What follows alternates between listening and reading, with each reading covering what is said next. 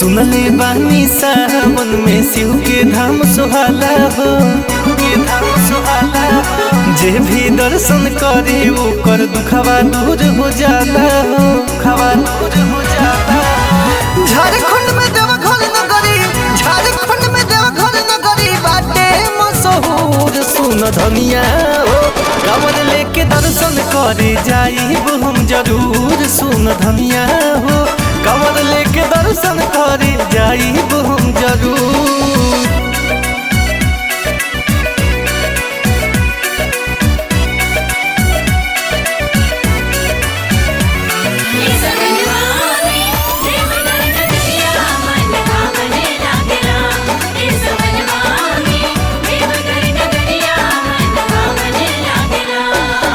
सुल्तानगंज में जाके गंगा नहाइब, पंडित जी से कांवर संकल्प कराइब।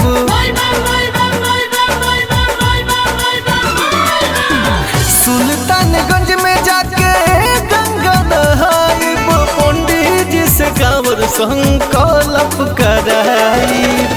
जलवा में बोझब लेके, जलवा में बोझब लेके भंगिया धतूर। सुन धनिया हो, कांवर लेके दर्शन करे जाइब हम जरूर। सुन धनिया हो, कांवर लेके दर्शन करे जाइब हम जरूर। जाइब हम जरूर, जाइब हम जरूर। बोला बोला बाबा भोलेनाथ की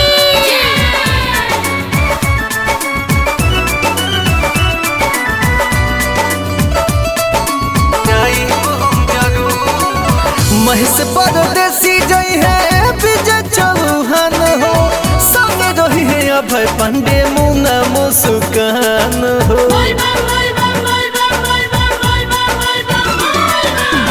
महेश परदेसी जई है विजय चौहान हो, संग रही है अभय पांडे मुन्ना मुस्कान हो।